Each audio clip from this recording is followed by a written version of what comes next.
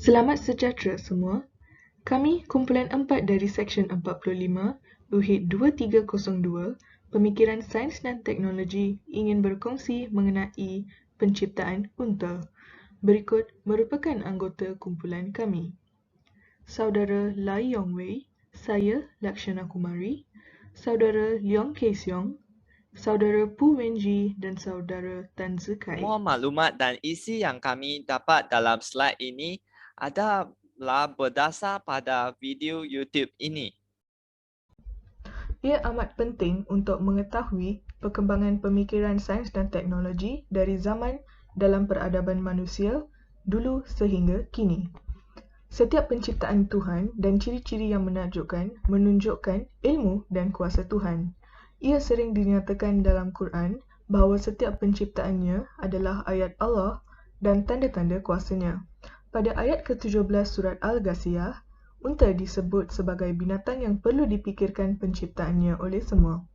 Unta ialah mana-mana satu daripada dua spesies yang mempunyai bilangan jari kaki yang genap dalam genus Camelus, iaitu Camelus dromedarius dan Camelus bactrianus.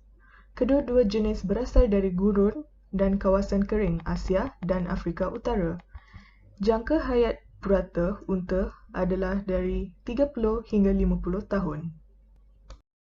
Sekarang, saya akan membentangkan penciptaan unta dalam aspek Islam.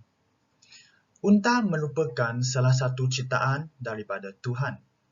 Dalam surah Al-Ghasyiyah ayat 17, Allah berfirman, "Maka, apakah mereka tidak memati unta bagaimananya diciptakan?"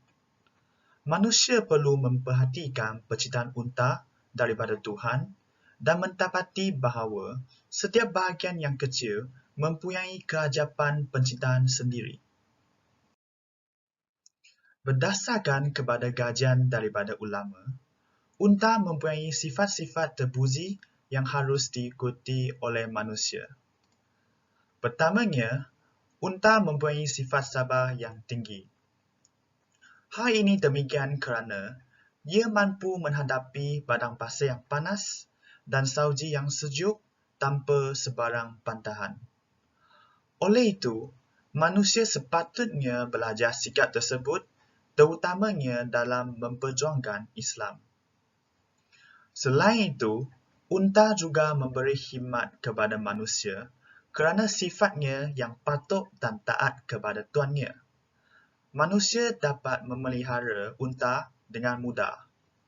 Oleh itu, manusia haruslah taat kepada Tuhan dan mengamalkan agama dalam kehidupan sendiri. Di samping itu, unta berupaya menyesuaikan diri dengan suasana sekeliling. Sebagai contoh, kulit unta akan menjadi baju sejuk baginya kerana mempunyai aliran pemanas badan semasa musim sejuk. Jika musim panas pula, ia akan berasa selesa juga kerana kulitnya mampu menyesuaikan diri. Justeru, manusia haruslah pandai dalam bergaul dengan masyarakat, bukan sombong dan tidak sabar dengan suasana sekeliling. Akhir sekali, terdapat banyak manfaat dalam bahagian-bahagian dari diri unta. Misalnya, hati unta, daging unta, susu unta dan air kencing unta juga boleh dijadikan ubat. Oleh itu, manusia boleh menjadikan diri mereka dengan sentiasa memberi manfaat untuk umat, bukannya mudarat dan racun bagi umat. Seterusnya, dari aspek sains, unta dapat bertahan hidup hingga 8 hari pada suhu 50 degree Celsius tanpa makan dan minum. Hal ini disebabkan oleh punuk unta bukan sahaja berisi air, tapi berisi lemak. Lemak inilah yang menjadi cadangan energi bagi unta selama berminggu-minggu bahkan berbulan-bulan. Selain itu, lemak yang disimpan unta di punuknya juga biasa menjadi pengatur suhu tubuh unta. Selain itu, badan unta juga tertutupi oleh rambut yang lebat dan tebal. Ini dapat melindungi unta dari suasana cuaca yang teruk di padang pasir. Seterusnya, kelopak mata unta melindungi matanya dari tepu dan butiran pasir. Kelopak mata ini juga tebus cahaya sehingga unta tetap dapat melihat walaupun dengan mata tertutup. Unta juga mempunyai kaki yang panjang yang menjauhkan tubuhnya dari permukaan pasir yang panas membakar di bawah badannya. Akhir sekali, kebanyakan makanan di gurun pasir adalah kering dan berduri. Namun sistem pencernaan pada unta telah diciptakan sesuai dengan keadaan ini. Gigi dan mulut binatang ini telah dirancang untuk memungkinkannya memakan duri yang tajam dengan mudah. Perutnya memiliki reka bentuk khusus tersendiri sehingga cukup kuat untuk mencerna hampir semua tumbuhan di gurun pasir. Kesimpulannya, sebagaimana makhluk hidup yang lain, sudah pasti bahawa unta tidak mampu melakukan satu pun atau sengaja menjadikan dirinya bermanfaat untuk manusia. Keistimewaan dan keunikan yang dimiliki oleh unta tidak dapat dilihat pada haiwan-haiwan lain.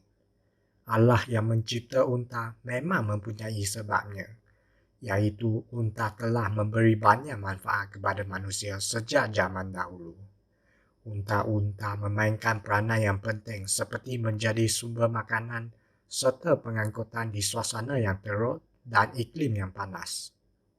Dalam Al-Quran surah Al-Ghasyiyah ayat ke-17, maka apakah mereka tidak memperhatikan unta bagaimana dia diciptakan?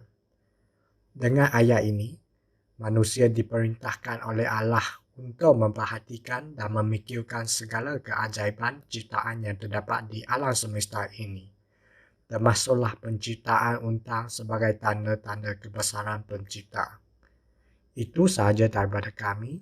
Sekian, terima kasih.